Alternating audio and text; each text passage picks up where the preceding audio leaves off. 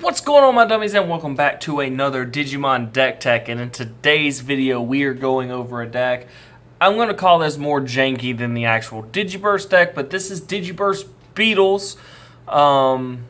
But yeah, without further ado, let's get into it. Our Digitama sometimes don't matter, but I do have Digitama that can help out in the long run. The first one being a one-of Minomon. When attacking, if you attack one of your opponent's Digimon, this Digimon gets plus 1000 DP, just to get that extra bit of power. That's all. Nothing too strenuous about it. The other one is Budmon. We play a playset, and on our turn, while this Digimon has Digi-Burst, it gets plus 1000 DP. Again, just a little bit of extra power to get us to where we want to be.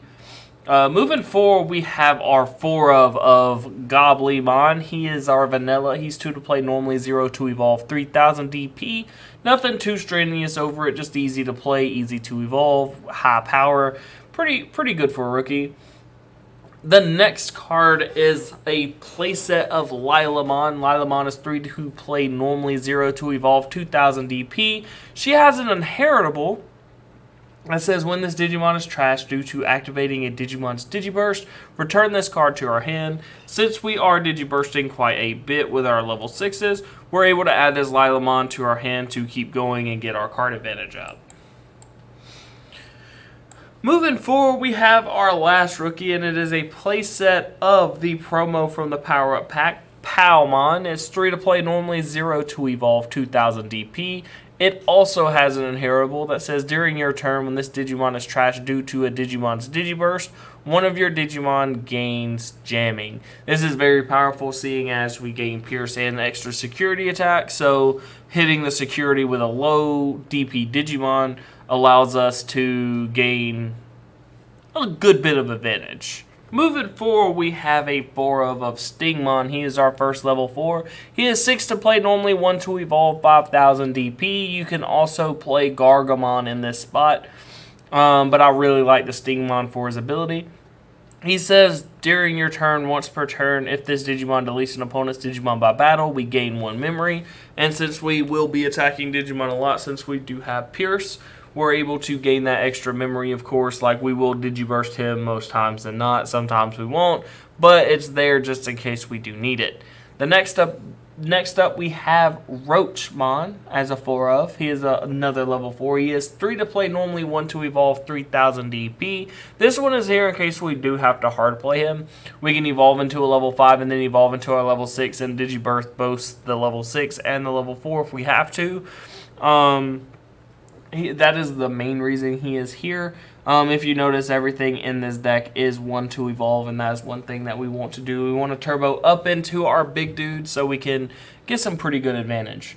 Moving forward, we have a playset of Kabuterimon. This is the blocker from the starter deck. He is 6 to play normally, 1 to evolve, 5000 DP. He has blocker, and when attacking, lose 2 memory. Since Woodmon is 2 to evolve, we'd rather have the Kabuterimon just in case, because this is more of an aggressive deck than a slow control style deck like Nihogmon is. So that's why we do have the 1 to evolve blocker.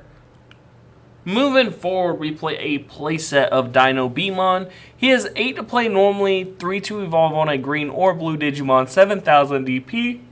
He has piercing and he has jamming. This is in here because he is just a very good card. He also works around the same thing this deck wants to do, jamming and piercing.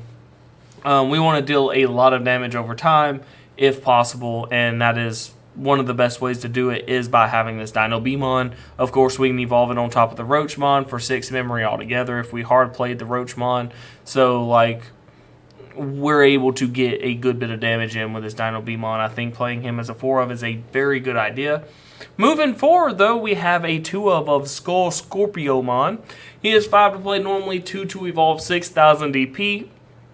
This is the Monzimon and Groundramon clone for green. I'm playing it because he is 5 to play normally. You could replace this with like the Mega Kabuterimon from the starter deck if you wanted to, but if you notice, our level 5s are very high in evolution cost. I would even go out on a limb to say that you can turn this down to 3 and make Skullscorpiomon a 3 instead.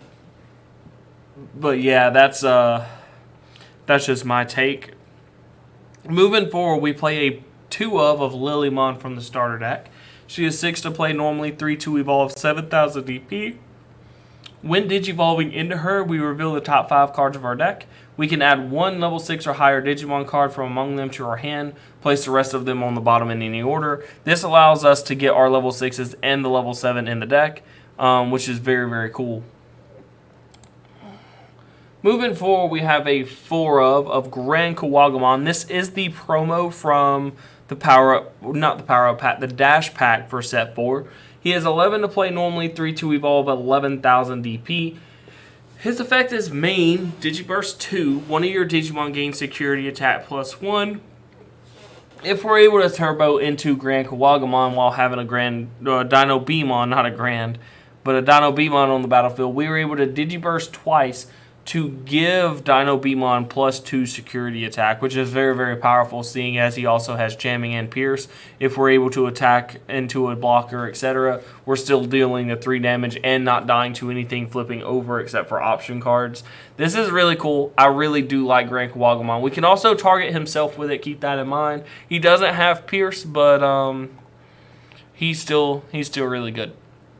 Moving forward, we play a 4 of Herculeskabuterimon.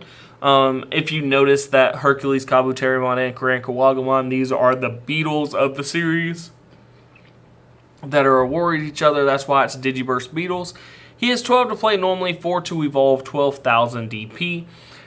He has Pierce, and Digi-Burst 2, we can suspend one of our opponent's Digimon, so we're resting a Digimon to attack into it and have the piercing ability. Of course, this also works for Grandkuwagamon to give Digi-Burst +1 security attack kind of thing, which is pretty cool.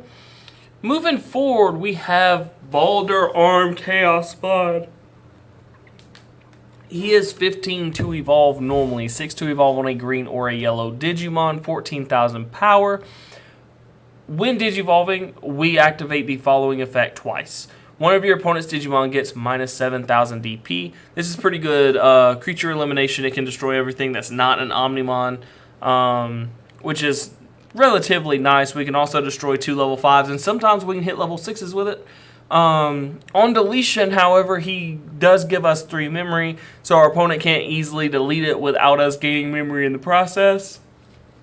So that is also very nice. You could play the black one in his stead if you want to get the extra attack. It is completely up to you how you want to build it. That is like my personal opinion. I like the Balder Arm because he allows me some creature elimination. Sometimes 2 things where Chaosmon regular just gets 1 thing. Moving forward, we have a 2 of Needle Spray. I like this card a lot more than I like Flower Cannon. Flower Cannon, yes, it does rest everything whenever you check it on security. However, this card allows us to pinpoint something, and then it can pinpoint something and add it to our hand. But it's 2 to play normally. Security effect activates this card's main effect and adds it to your hand. And then the main effect is blah blah blah. Suspend one of your opponent's Digimon. I like this more than Flower Cannon, as I just previously stated. It does not rest all of our opponent's attackers, but if you're playing Flower Cannon just to have it in your security, it's not worth playing. Needle Spray allows us to rest something immediately so we can get over it if we need to, and is not restricted by level. So 2 to play, normally we will have plenty of memory to do this 2 to play, so our opponent's going to have to deal with this or get over it. Moving forward, we have 2 of Electro Shocker. It is 5 to play. Normally, security effect activates the main effect. The main effect is return one of your opponent's suspended Digimon to its hand. Trash all the Digivolution sources. I do like, what's the name of it? Rest Tyrannomon option card. Something Cannon. 7 to play normally puts it on the bottom of the deck and trashes sources. But with this being 5 to play, and we are kind of like high on memory with a lot of our stuff that's level 5 or higher, it is nice to have something that's relatively cheap so we're not giving our opponent too much memory. So yeah, that's why I'm playing Electro Shocker. You can play the Cannon if you want to. Terror Cluster, that's the name of it. Sorry guys, I was at a blank. But you can play Terra Cluster in this spot if you want to, just so you can completely get rid of it. But I think Electroshocker does get rid of the evolution sources. And with that being said, it does technically get rid of the Digimon for a time being. Moving forward, we have a 3 of Mimi. She is arguably the best tamer in the game, if not the best card in the game. She is 4 to play normally. Security effect puts her into play. At the start of your turn, if your memory is 2 or less, it sets your memory to 3. Main phase, if you have a level 5 or higher green Digimon in play, you can suspend this tamer to hatch 1 Digi-Egg to an empty space in your breeding area, or move 1 level 3 or higher Digimon from your breeding area to the battlefield. Now, this card's really good. It accelerates you and gets more stuff on the battlefield. One thing I do want to note is Yoshi might be just as good to play. However, we only have level 6s that have Digi-Burst. So I would say if you're adding some Digi-Burst like Sunflowermon and Lilamon, I think that's the name of it. Let's see. Yeah, if you're adding Lilamon and you're adding Sunflowmon, stuff like that, it would be beneficial to play her. That way you can lower the cost of these, you lower the cost of your big dudes, but it also allows you to cycle back your Digitamas because you will be evolving a lot, and that is something that's really nice to have. But that is a personal preference. I'm not telling everybody that Yoshi is better than Mimi. I'm just saying that it is something to think about. But guys, that is the deck. I really do like the Beatles concept. If you like the video, leave a like. Comment down below. Let me know some things that you would play in this deck build that is different than mine. Also, hit that subscribe button. Every subscription helps the channel. The more subscriptions I get from Digimon content, the faster I try to get it out. But until next time, guys, have a blessed one.